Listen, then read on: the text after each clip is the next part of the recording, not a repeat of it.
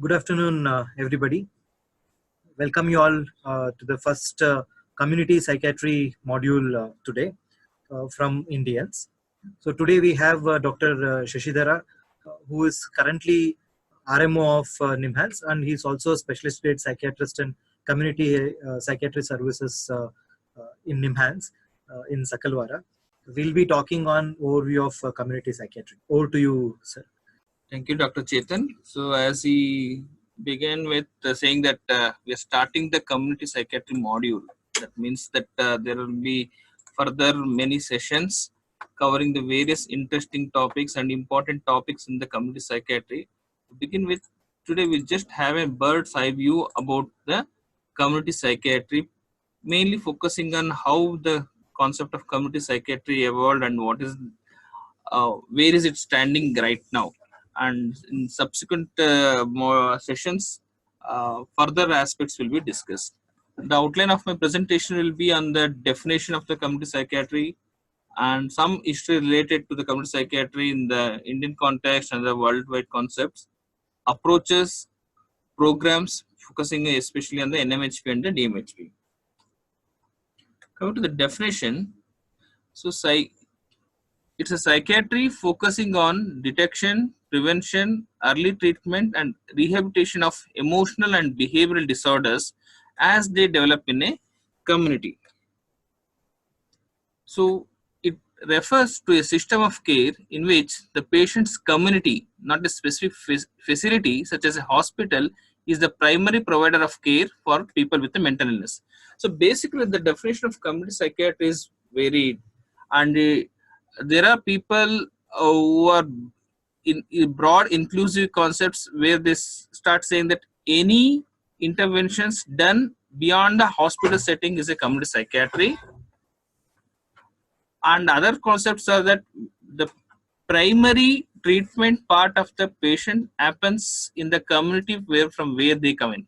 That means the patient merely coming to the OPD and getting the consultation and going back to his own community also constitutes the community psychiatry.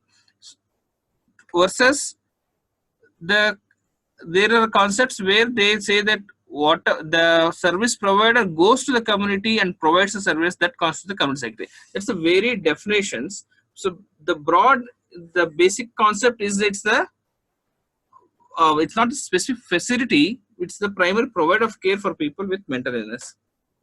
Now to the history. So there are different phases of growth and development of the community psychiatry. In India, especially the phase one, we can consider in the ancient India, where there are literatures which talk about the treatment of psychiatric ailments that's in the Ayurveda, Charaka Sushruta Samhita, Siddha, Unani, etc. Next is a phase two, that is a pre-colonial, before the European invasion into the India. So where the certain dynasties and kings like Ashoka, Mughals and Cholas, they had in their, maybe in their temples or various other religious centers, there were specific designated areas where the so-called mentally ill patients were placed. So the phase three is what's in the British Raj, where just the whatever was being practiced in the Europe and other Western area of the world were replicated here, and the asylums came, and that's where the acts also started coming in. Phase 4 is what is in the post-independence, where units of psychiatry were established in the general hospitals. That's especially based on the Mudaliar Committee recommendation. Phase 5 includes the primary care, where based on the Alma Ata declaration, so mental health has to be integrated with the primary care, and it has to encroach even to the rural areas, and the NIMHANS took the initiatives in these aspects. Phase 6 is the community based, is especially based on the National Mental Health Program and the District Mental Health Program. Phase 7 is the private establishments providing the psychiatric care, that includes the nursing homes, various psychiatric hospitals with the various strengths, and it also includes the public-private participation. Current state of affairs is that India has only 23% of the required psychiatrists. There is less than one psychiatrist available for every 4 lakh population. This is the data available, authentic data available as of today, but there may be slight increase in the number of psychiatrists available thanks to the increase in the PG seats. The psychiatrist population ratio is about 1 for every million. The average national deficit of psychiatrists is estimated to be 77%. More than 1/3 of the population has more than 90% deficit of psychiatrists. This is the Indian scenario. Coming to the world scenario, so there was a mental hygiene movement headed by Philip Pinel, William Tuke, etc. And there was also the rise and fall of community mental health movement. This is a phase where in the 19th centuries and all, there was the asylums or the mental health institutes for the primary care for area of treatment. All the patients, especially with the severe mental illness, were institutionalized and provided the care, and the care provided in the psychiatric hospitals, in the so-called psychiatric hospitals, was almost synonymous to a custodial care. That is the way the people were treated was no different from the how the treatment was happening in the prisons. So there was a mass political social movement drive towards deinstitutionalization, which led to the community health movement. Coming to the approaches, so the approaches of treatment can be in the community, general hospital, primary health care, or the community. The World Health Organization states that community mental health services are more accessible and effective, lessen social exclusion, and are likely to have less possibilities for the neglect and violations of human rights that were often encountered in mental hospitals. However, WHO notes that in many countries, the closing of mental hospitals has not been accompanied by the development of community services, leaving a service vacuum with far too many not receiving any case. This was the one of the criticism that happened when with the deinstitutionalization movement, where with the deinstitutionalization movement, the doors were opened and all the patients with psychiatric illness, the severe mental illness, were let out. But when they're let out, what is going to happen with them? Who is going to provide the service? Who is going to take care of them? Many of the areas did not have the answers. Next, the hospital-based approach. Advantages of general hospital psychiatry units is that it is easily approachable without stigma. It is encouraged more outpatient care. They attracted more patients with minor and mental health problems and helped in the integration of psychiatry into the general health system. It also encourages the training of mental health professionals. The pioneer, Dr. Vidyasagar Diwan, is the one who introduced the importance of involving the family members in the treatment of the patients. He proved that by involving the family members in the treatment of the psychiatric illness, the speed of recovery was more, and they can be more easily sent back to the home along with the family members. Coming to the primary care approach, in 1970s, the existing 42 mental hospitals served only 50 to 60,000 patients per year. The district psychiatric units reached another small percentage of morbid population. All these cater to only 20% of the population, and less than 2% psychiatrically morbid population receives some care with existing delivery system. So what is the reason behind such a huge mental health gap? So one may be the ignorance from the public side, and the stigma associated with the psychiatric illness that we all know. Believes that mental illness are caused by evil spirits, black magic, or past bad deeds. The various module people have about the mental illness, and the lack of knowledge regarding modern methods of treatment, and it's the long distance to be traveled to seek the treatment, and lack of resources. That what we commonly encounter, that to get a simple prescription of risperidone or the triazepam, patients travel for hundreds of kilometers. That's very unfortunate, and that also contributes to the such huge mental health gap. Next is the feasibility studies and the results. Sakalwara in Bangalore and Raipur Rani block of Ambala, Haryana, they started this feasibility studies. That is whether a community psychiatry model can be used to deliver the psychiatric care to the patients. Both started almost in 1970s, and the highlights were that majority of mental illness, mental retardation, epileptics remained untreated in spite of being nearer to the hospital. Families had approached the traditional and local healers, but it was in vain. Majority of the patients were ill for more than 2 years. Key informants, health workers, and others could easily identify and report about the existing cases. A limited number of drugs are sufficient to manage almost all cases. Hospitalization was rarely required. Psychotics improved and were rehabilitated within their villages. They were accepted without stigma. Medical and non-medical workers were able to learn to manage priority mental health disorders in short-term courses. So the Raipur Rani Center, if I'm correct, it has been shut down. Whereas the Sakalwara Community Mental Health Center it's still running. It's more than 4 decades.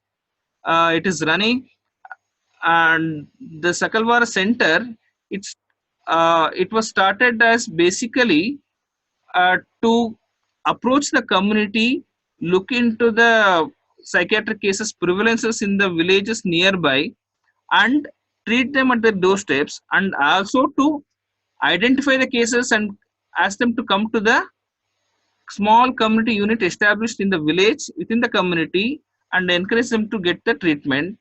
And it was also integrated with the general health care. So probably this is one of the reason where the stigma was not an issue, because the people could even come to the unit for the general health issues also, and also for the psychiatric illness, and the acceptability was better. So coming to the NIMHANS initiative, so there is extensive use of outdoor services, extension programs by satellite clinics, domiciliary care program, organizing care through private general practitioners, school mental health program, involvement of ICDS program, training lay counselors and other village leaders, student volunteers, student enrichment program, NGOs, etc. Next is the community-based approach. The objectives of mental wealth were laid down by Dr. Govind Swami. It included the regaining of the health of mentally ill person, prevention of mental illness in a vulnerable individual, and protection and development at all levels of human society of secure, affectionate, and satisfying human relationships, and in the reduction. The first community mental health unit was started with the Department of Psychiatry at NIMHANS in 1975, as discussed earlier. It was the first psychiatric mental health camp in India, was organized in 1972 at Bagalkot, Karnataka. Earlier, some service centers were organized by members of team of Kripamayi Nursing Home, Meerut. Following this, IPS also started taking active interest in mental health camp organization, and various health camps were arranged in different parts of India. Coming to the programs, so National Mental Health Program, it was started in 1982. This again, if you look back to the history of National Mental Health Programs, so again it boils down to the Sakalwara unit and the Raipur Rani units, which were started as a community units, especially in the NIMHANS initiative. They demonstrated that establishing the community health unit and approaching to the community, that acceptability of the care is more, and it is feasible to deliver the health services, mental health services. That's why there is a need to initiate a program, and that led to the National Mental Health Program in 1982. However, and this started with the aim of prevention and treatment of mental and neurological disorders and their associated disabilities, and also to promote community participation, use of mental health technology to improve the general health services, application of mental health principles in total national development to improve quality of life. The approaches that was used in the NMHP was diffusion of mental health skills to the periphery of the health services system, integration of basic mental health care into general health services, appropriate allotment of tasks in mental health care for different levels of health personnel, equitable and balanced territorial distribution of resources, linkage to community development, improve mental health training in all institutions where medical and paramedical workers are trained, and train parents and ICDS personnel in the management of mentally retarded children. The targets that was set was that adoption of plan within 1 year by each state, within 1 year task force to work out outlines of curriculum of mental health for PSW identified in different states, within 5 years at least 5,000 medical professionals to undergo 2 weeks training on mental health care, within 5 years at least 20% of all physicians working in PSC to undergo 2 weeks training in the mental health, creation of post of psychiatrists in at least 50% of districts within 1 year, psychiatrists at district level to visit all PSC regularly at least once a month for supervision, and essential psychotropic drugs to be included in list of essential drugs in India at PSC level.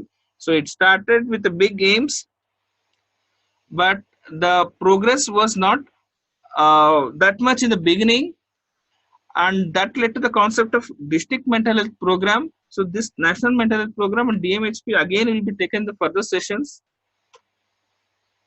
So in NIMANS,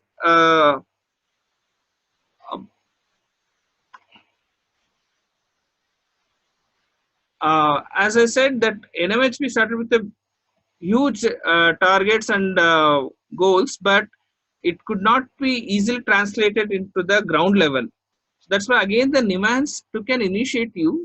Is it basically the one of the criticism that came for the NMHP was that the NMHP was almost like a piloted in the Sakalwara village, which is just close to the main center, so it was easily accessible, and that's why providing the services there in that part of Bangalore was not a big deal. So that's why uh, it cannot be generalized to the entire country. So NIMAS took an initiative which chose a district which was quite away from the headquarters of NIMAS, and it was a very backward area, huge area, and there a pilot mental health program was started, and it proved to be successful, and this resulted in the implementation origin of and implementation of district mental health program. So the features were decentralized and phased training courses were conducted for all health personnel. Services covered a population of 1.5 million distributed in 7 taluks. A program officer for mental health was appointed in District Health and Family Welfare Office who organized a mental health clinic in the premises. Simple recording and reporting system was developed, and 5 essential drugs were made available for the distribution in all the health centers. During the first 3 years of the project, 1,200 patients with psychosis, around 3,000 patients with epilepsy, 750 patients with neurosis, and 380 MR were registered. 42% of psychotics and 53% epileptics took treatment regularly and showed improvement. Good performance in mental health care program in the system were good in all other health programs. The poor performers appear to have had many personal and psychosocial problems which came in the way of their performance. As the mental health services became popular, patients reached the centers within a few days or weeks of the onset of illness and took a short and straight path instead of taking the long path of visiting various faith healers and other agents and then come to the health setup. The district program gave an insight to the professionals regarding how to organize services in a cost-effective manner and maintain reasonable quality. After 1990, district mental health program in Bellary is carried out by Department of Health and Family Affairs Karnataka, and financial support is given by the Jilla Parishad. That was the history. Current scenario is that in Karnataka, all the 30 districts have the district mental health program, and which is funded by the National Health Mission. I think probably we can skip these DMHP slides. It will be covered subsequently.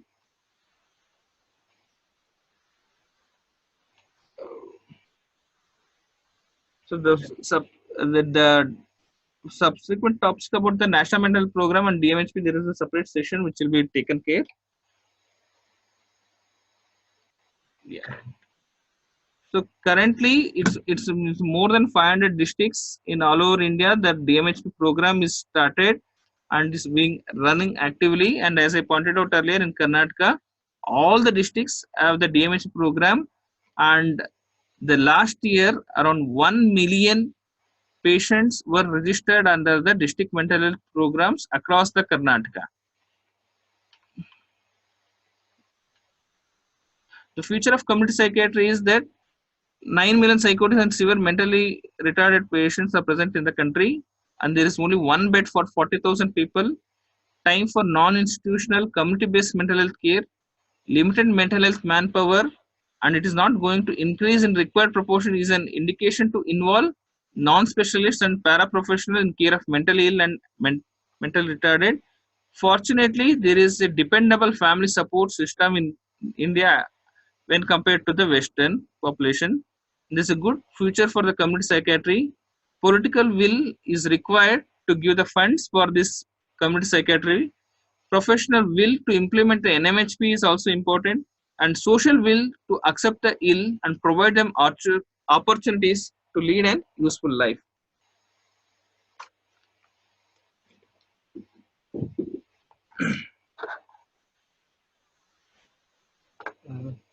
Thank you, Dr. Shashi sir. Now, if there are any questions, you can ask us through chats, or you can raise hand in the chat. We'll unmute you and you can ask the questions directly.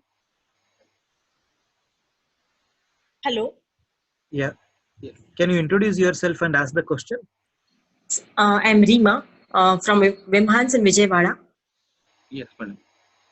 Sir, the question is, sir, foster homes, what is the current scenario of foster homes as of now in our country? Currently, I think there are no foster homes as such, but are you talking about halfway homes and long-stay facilities? Yes, yes. So the halfway homes currently, as of available information, it's predominantly run by the private institutes, the private organizations and the NGOs. They are the people who are running the halfway homes. And since last 5 years, in Nimans has started a Sakalvara rehabilitation services, which is almost akin to these halfway home concepts, where the patients who are relatively stable clinically are being admitted and given the training and to acquire the skills sufficient enough to go back to the mainstream of society. So that's the halfway home concept which has been started. But otherwise, barring these options, it's predominantly the private organizations that are providing the halfway home cases. Okay, sir. To add to that answer, probably psychiatric rehabilitation services will take classes on various models of homes, various models of rehabilitation, in which assisted home care is also one of them. To give a brief introduction to that, there are various kinds of assisted home services. It can be probably in a general residential area where houses can be taken for rent, and then people with mental illness or mental retardation can stay together, which is not available currently in India. In other countries, it is available. Probably Richmond Fellowship Society, which is a halfway home now, also started in that way in early 1950s or 1960s. Now, there is some concept called as quarterway home, in which the premise in the hospital premises itself, better people are probably put up. So this is also not present in India currently. As far as I know, Yuli Mental Hospital in Taiwan has such a facility.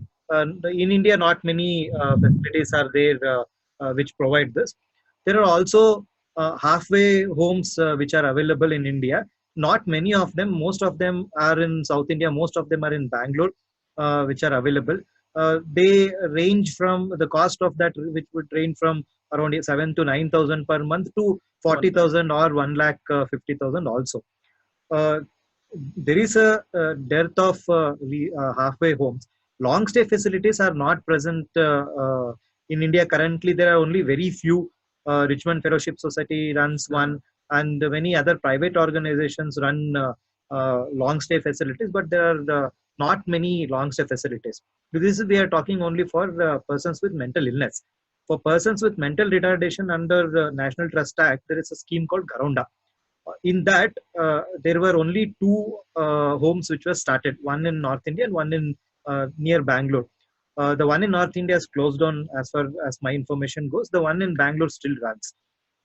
There is also a proposed plan to open up one such facility in Palakkad, Kerala. It may open by December 3rd, is what I know. But currently, the halfway home concept and uh, the long stay facility concept is still taking shape in India. All these things will soon change because of Mental Health Care Act and RPWD Act, which have come up recently, which makes it right of the person to live in the community and right of the person to get psychiatric treatment facilities. Dr. Prerna from Mumbai has asked a question.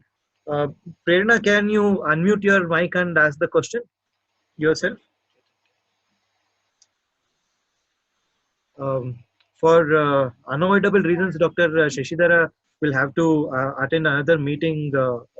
He's also an RMO of this institute, so he'll be taking a leave now. I'll continue the discussion as far as I'll be able to do. Thanks. Thank you, Shashi. Hello. Yes, Dr. Prerna. Yeah, so I wanted to ask who decides the list of essential drugs for in psychiatry, and like, is there somewhere it is suggested that what should be the essential drugs list for psychiatry in a hospital? Mm, uh, I don't know the exact answer for this, but usually what happens in the at the level of central government is that for all primary healthcare centers and for all hospitals, this decision is taken by the central government, and I don't know about the state government, but the same hold goods for psychiatry also. Previously, there were only 5 drugs in National Mental Health Program in 1980s. We should remember that in 1980s there were not many drugs as such. For example, olanzapine had not come, fluoxetine was not available. They all were available in early 90s. Uh, uh, so olanzapine also, I think, was not available at 1982. So the drugs which were made available were dependent on that era. Uh, Chlorpromazine was made available, amitriptyline, diazepam, one or two anti-epileptics were made available. Phenobarbital and phenobarbital was made available. Phenytoin was made available. These were all very few drugs which were made available. Right now, that's the issue with PHCs. Although district mental health program, it depends on each district as to what they want to indent and take, how much they can indent and take. Okay, thank you so much, sir. If there are any questions, you people can also WhatsApp us. You can also mail us regarding that. We'll collect as much as information that is possible and give it to you. Because these are initial classes, it will be only introductory classes. Once you attend all the sessions in the modules, you'll be able to gather more information on these classes. So we thank Linux Laboratories Chennai for support through an educational grant from them to conduct these programs. Thank all of you participants for participating in the session.